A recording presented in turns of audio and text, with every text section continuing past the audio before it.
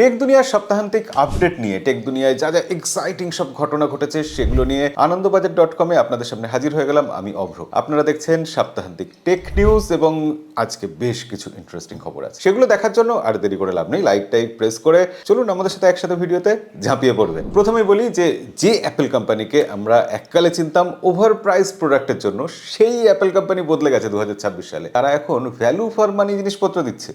দেখুন, base iPhone শুরু হচ্ছে 120 হার্টজ রিফ্রেশ রেট দিয়ে 256 জিবি স্টোরেজ থেকে।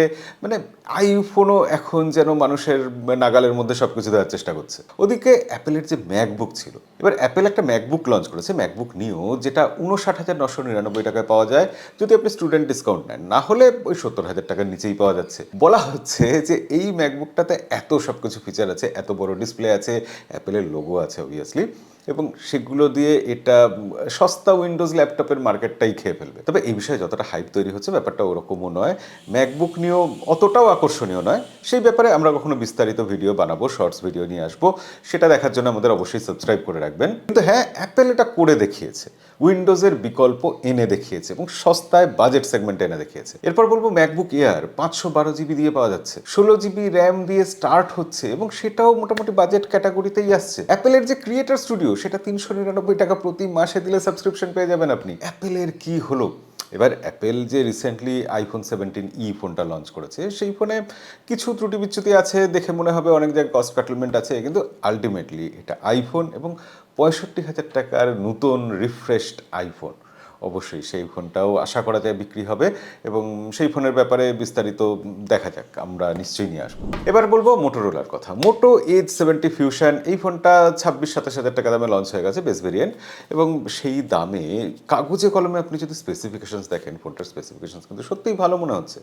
এখন যখন সব জিনিসের দাম বেড়ে যাচ্ছে, মোটোরোলা এই দামে যা কিছু দিচ্ছে সেটা বেশ আকর্ষণীয়। কিন্তু মোটো এজ 70 ফিউশন এই ফোনটাতে টেলিফোটো লেন্স নেই। এছাড়া মোটোরোলা ইদানিং বদনাম তাদের আফটার সেল সার্ভিস নিয়ে, সেটা খুব একটা ভালো কিছু আজকাল তারা দেয় না। এছাড়া কিছুদিন আগে অবধিও শোনা যেত মোটোরোলা আপডেটের ক্ষেত্রে প্রচণ্ড সমস্যা করে, প্রমিস করে কিন্তু আপডেট দেয় না ফোনে।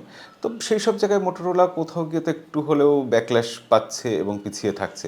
তবুও মোটো এজ 70 ফিউশন এই ফোনটা আপনার কেমন লেগেছে এই দামে, যখন সব ফোনের দাম বেড়ে যাচ্ছে? কমেন্টে লিখে জানাতে ভুলবেন না। এবার বলবো নাথিং ফোন 4A এর কথা। ফোনটা রিসেন্টলি লঞ্চ হলো, কিন্তু এর থেকেও বেশি আকর্ষণীয় সবার মনে হয়েছে নাথিং ফোন 4A প্রো ফোনটা। নাথিং ফোন 4A প্রো, সেই ফোনটা এমনিতে মিড বাজেটের প্রসেসর দিয়ে এসেছে। মিড বাজেটের ফোন আজকের দিনে যা এখন ফোনের সব দাম বেড়ে গেছে সেই সময়ের হিসাবে বলা যায় 44,000 টাকা প্রাইস রাখা হয়েছে, কিন্তু 7 জেনারেশনের প্রসেসর রয়েছে কোয়ালকম স্ন্যাপড্রাগনের। নাথিং ফোন 4A-তে ব্যাকসাইডে গ্লিফ লাইট রয়েছে, কিন্তু 4A প্রোতে রয়েছে গ্লিফ ম্যাট্রিক্স। গ্লিফ লাইটকে একটু নতুনভাবে আধুনিকভাবে আরেকটু ডিজাইন করা হয়েছে। ক্যামেরা মডিউলটা দেখতে একটু অন্যরকম লাগছে। সব মিলিয়ে nothing phone 4A pro 4A এর মতোই সব কিছু দিয়েছে।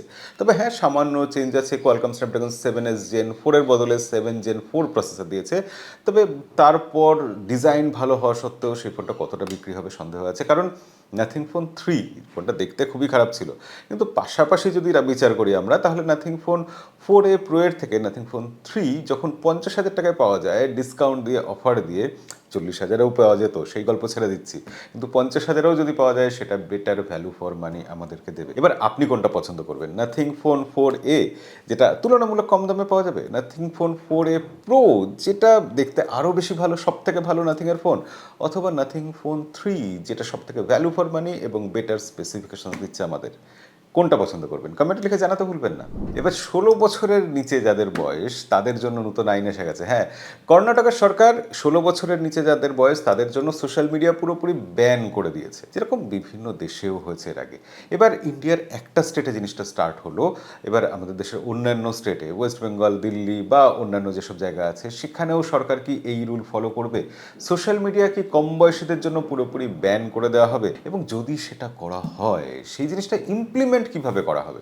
এটা তো সম্ভব না যে প্রত্যেক বাড়িতে গিয়ে একজন পুলিশকে পোস্টিং দেওয়া হবে এবং সে চেক করবে যে সবাই সোশ্যাল মিডিয়া ঠিকঠাক করছে কিনা। আমাদের এখানে যেটা সমস্যা হয়, বাবা মা বা গার্জিয়ানদের ইউজার আইডি দিয়ে, পাসওয়ার্ড দিয়ে লগ ইন করে ছোটরা সেই অ্যাকাউন্ট ইউজ করে। এটাই স্বাভাবিকভাবে হয়ে আসছে আমাদের এখানে। সেখানে আমাদের দেশে এই জিনিসটাকে ব্যান করা এবং সেটাকে ইমপ্লিমেন্ট করা, কার্যক্ষেত্রে এটাকে প্রয়োগ করা সত্যি বেশ কঠিন। এবার গুগলের সিইও সুন্দর পিচাই, তার পে হাইক হয়েছে। এবার তিনি যে প্যাকেজটা পাচ্ছেন সেটা $692 million. Yes, can you imagine? কয়েক হাজার কোটি টাকাতে গল্পটা গিয়ে পৌঁছে যাচ্ছে। তবে হ্যাঁ, একটা শর্ত আছে, সুন্দর পিচাইকে কিছু টার্গেট ফুলফিল করতে হবে, এটা তো থাকারই কথা। এবং টার্গেট ফুলফিল কী করতে হবে সেটা নিয়ে খুব স্বাভাবিকভাবে আমাদের মনে প্রশ্ন আসবে, এবং উত্তরও খুব নর্মালি হওয়ার কথা, যে গুগলকে পৃথিবীর 1 নম্বর কোম্পানি করতে হবে, শেয়ার মার্কেটে প্রাইস বাড়াতে হবে, কিছু টার্গেট থাকবে তার, ইত্যাদি ইত্যাদি সব কিছু। তো কিন্তু যাই হোক না কেন, এরকম টার্গেট তো থাকে, কিন্তু সুন্দর পিচাইয়ের মাইনে যেখানে এতটা বাড়ছে, সেখানে এআই এর জন্য কর্মচারী ছাঁটাই হচ্ছে। অন্যান্য কোম্পানিতে তো বটেই, গুগলেও কিন্তু কর্মচারী ছাঁটাই হচ্ছে। আলটিমেটলি বৈষম্যটা কিন্তু ক্রমশ বেড়ে যাচ্ছে সব জায়গাতে। যারা উপরের দিকে থাকছেন, যারা এক্সপার্ট, যারা দক্ষ, যারা ডিসিশন মেক করেন, তাদের কিন্তু উপার্জন ক্রমশ বাড়বে, আর যারা সেভাবে স্কিল্ড নন তারা কিন্তু ক্রমশ কাজ হারিয়ে ফেলবেন। এরকম দিন যত দিন যাচ্ছে আমাদের সামনে এসে যাচ্ছে। এবারের খবর হলো মেটাকে নিয়ে। আসলে খবরটা এই যে মেটা রেভেনের যে সানগ্লাস বলবো না এটাকে, স্মার্ট গ্লাসটা বার করেছে, সেই স্মার্ট গ্লাসটা নিয়ে। দেখুন, এই স্মার্ট গ্লাসে ক্যামেরা রয়েছে, এআই রয়েছে, ভিডিও রেকর্ড করার সুবিধা রয়েছে, মাইক্রোফোন পর্যন্ত সব কিছু এখানে রয়েছে। এবার অভিযোগটা এটাই যে মেটার কিছু কর্মচারী, হ্যাঁ সাধারণ মানুষ নয়, মেটার কিছু কর্মচারী আমরা যেসব ভিডিও এই গ্লাস দিয়ে রেকর্ড করছি সেই সব ভিডিও তারা রিভিউ করছিল, দেখছিল। এবার আমরা যেসব ভিডিও তুলছি সেটা আউটডোরে তুলতে পারি, আমার নিজের ঘরেও তুলতে পারি, কিছু পার্সোনাল মোমেন্টও থাকতে পারে, সেগুলো মেটার যারা এমপ্লয়ি আছে তারা রিভিউ করছিল, তারা দেখছিল। এবং আমাদের মতো সাধারণ ইউজাররা এটা জানতো না যে কোনো মানুষ এটাকে দেখতে পারে বা রিভিউ করতে পারে আমাদের অজান্তে। এটা তো একরকম বলা যায় ইউজারের প্রাইভেসি যে পলিসি আছে সেই প্রাইভেসিকে লঙ্ঘন করা, এবং তার জন্য মেটার বিরুদ্ধে মামলা করা হয়েছে। এবং আলটিমেটলি মেটা যা যা অজুহাত দেওয়া সেগুলো তো দেবেই, তারা বলবে এআইকে ইমপ্রুভ করার জন্য, ট্রেন করার জন্য এগুলো ব্যবহার হচ্ছিল, ইত্যাদি ইত্যাদি। শেষ অবধি মামলার রায় কি হয় সেটাই দেখার, যে সাধারণ মানুষের পক্ষে রায় যায় নাকি মেটার পক্ষে রায় যায়। জানা যাচ্ছে যে ডিম পাড়া স্তন্যপায়ী প্রাণী, যেটা পৃথিবীতে বিলুপ্ত, মানে কোনো প্রজাতি বোধহয় টিকে নেই এরকম মনে করা হচ্ছিল, কিন্তু এরকম একটা প্রজাতিকে আবারও খুঁজে পাওয়া গেছে। প্যাটিপ্লাস গ্রুপের এই মোনোট্রিম স্তন্যপায়ী প্রাণীটাকে রিসেন্টলি দেখা গেছে, এবং শেষবার দেখা গেছিল 1961 সালে। এদের গায়ে কাঁটা থাকে, এরা লম্বা ঠোঁট দিয়ে কেঁচো বা ওই রকম জাতীয় কিছু প্রাণী খায়। বিজ্ঞানীরা ধরেই নিয়েছিলেন যে এই প্রাণী পৃথিবী থেকে বিলুপ্ত হয়ে গেছে, কারণ দীর্ঘ 60 বছর তাদের দেখা পাওয়া যায়নি।